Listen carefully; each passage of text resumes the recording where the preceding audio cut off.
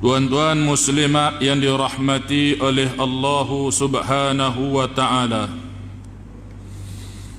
alhamdulillah,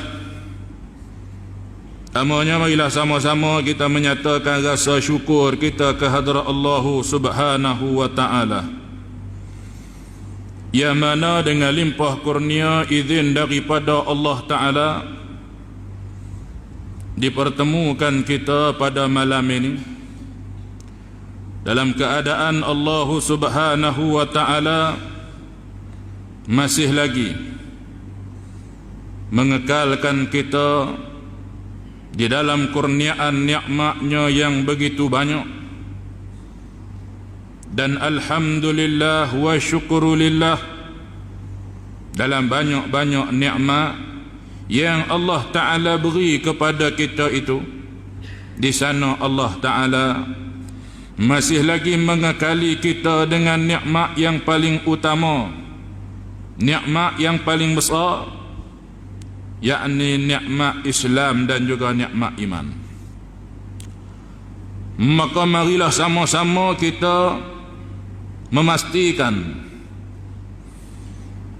dengan penuh mujahadah untuk pastikan diri kita berada di dalam kelompok hamba yang senantiasa bersyukur kepada Allah Ta'ala, dalam erti kata menjunjung tinggi segala titah perintah Allah, meninggalkan serta menjauhi segala larangan dan tegahan Allah. Hidup di atas muka bumi Allah Subhanahu wa ta'ala ini dalam acuan agama Islam yang Allah redha, serta mengikuti jalan dan petunjuk yang dibawa oleh baginda Nabi sallallahu alaihi wa alihi wa sahbihi wasallam. Jadi tuan-tuan muslimat yang dirahmati oleh Allah Subhanahu wa ta'ala, bagaimana sebahagian daripada ayat Al-Quran yang kita baca pada malam ini daripada suratul Jasiyah, di antaranya Allah Ta'ala mengkhabarkan, Allah Ta'ala cerita kepada kita tentang satu peristiwa yang akan dapat sama-sama kita saksikan dan ianya benar-benar akan berlaku pada hari kiamat. Bagaimana manusia ketika mana mereka dibangkitkan di hadapan Allah Subhanahu wa ta'ala, ketika mana segala amalan manusia itu akan dihisab, dibicara di hadapan Tuhan. Bagaimana keadaan mereka itu berada dalam keadaan yang digambar oleh Allah Subhanahu wa ta'ala. Mereka itu berlutut, sebagaimana yang Allah sebut dalam surah, dalam ayat yang ke-28. Dan pada hari itu engkau akan melihat setiap umat berlutut, setiap umat dipanggil untuk melihat buku catatan amalnya. Pada hari itu kamu diberi balasan atas apa yang telah kamu kerjakan. Pada hari setiap manusia akan menerima buku catatan amalannya. Maka berbahagialah mereka yang akan menerima buku catatan amalan dengan tangan kanannya,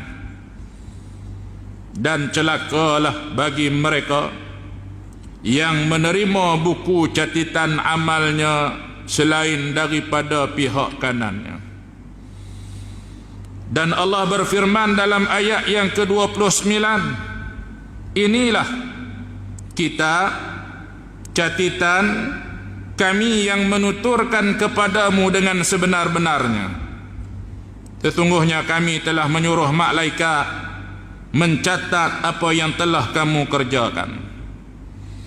Daripada sekecil-kecil amalan kebaikan tertulis di dalam kitab atau buku amal kita, begitu juga dengan sekecil-kecil amal dosa, amal jahat juga ditulis oleh Allah Subhanahu wa ta'ala di dalam buku tersebut. Allah berfirman, maka ada pun orang yang beriman dan mengerjakan kebajikan, Allah akan memasukkan mereka ke dalam rahmat-Nya, ke dalam syurga-Nya. Demikian itulah kemenangan yang nyata, kemenangan yang benar bagi orang yang beriman, yang hidup di atas muka bumi, yang berusaha dengan penuh mujahadah, sungguh-sungguh untuk pastikan hidupnya benar-benar berada dalam acuan agama yang Allah Ta'ala redha, melaksanakan segala perintah Allah, ikut segala petunjuk dan jalan yang dibawa oleh Rasulullah. Walaupun waktu di atas muka bumi kehidupan dunia dalam usaha melaksanakan amal soleh, amal kebajikan kepada Allah, terpaksa menghadapi susah payah, terpaksa menghadapi berbagai halangan, rintangan, ujian di atas jalan ketaatan kepada Allah Ta'ala itu. Tapi di hari akhirat, hari kiamat, Allah Subhanahu wa ta'ala akan masukkan mereka ke dalam syurga dengan rahmat Allah sebagai balasan kepada apa yang telah mereka lakukan ketika hidup di dunia. Allah berfirman lagi, dan ada pun kepada orang-orang yang kafir, difirmankan kepada mereka itu, bukankah ayat-ayatku telah dibacakan kepada kamu, tetapi kamu menyombongkan diri dan kamu menjadi orang-orang yang berbuat dosa. Orang yang kufur kepada Allah, yang tidak mahu beriman kepada Allah Subhanahu wa ta'ala, hidup di atas negeri dunia, kehidupannya tidak mengikuti acuan agama Islam yang Allah Ta'ala redha, bahkan diambil segala sistem, ideologi, cara hidup yang dicipta oleh manusia, bahkan yang bercanggah dengan perintah Allah, dijadikan cara hidup di atas muka bumi Allah Subhanahu wa ta'ala. Sedangkan di sana jelas terdapat peraturan, di sana jelas terdapat panduan bagaimana untuk hidup sebagai hamba Allah yang dinyatakan Allah dalam Al-Quran dan yang ditunjukkan oleh Nabi SAW melalui sunnahnya. Tapi mereka itu waktu hidup di atas muka bumi sombong, tidak mahu tunduk, tidak mahu taat kepada perintah Allah.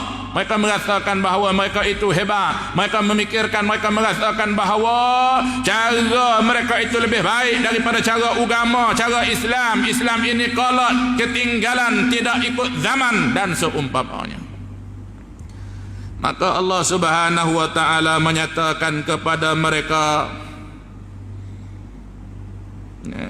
bukankah dahulu telah dibacakan, dibawakan kepada kamu ayat-ayat kami, tetapi kamu menyombongkan diri dan kamu menjadi orang yang berbuat dosa, tetap tidak mahu hidup dalam melaksanakan perintah Tuhan, tetap tidak mahu hidup untuk mengikut jalan dan petunjuk yang dibawa oleh Nabi SAW. Sombong. Inilah di antara apa yang disebut oleh Allah Subhanahu wa ta'ala, di antara dua kelompok manusia yang akan dibangkitkan oleh Allah. Dan marilah sama-sama kita berdoa kepada Allah, mudah-mudahan kita di antara mereka yang akan dibangkitkan Allah di kalangan manusia yang benar-benar beriman kepada Allah Subhanahu wa ta'ala, yang berada di bawah naungan serta payungan rahmat dan redha Allah Subhanahu wa ta'ala. Amin ya rabbal alamin.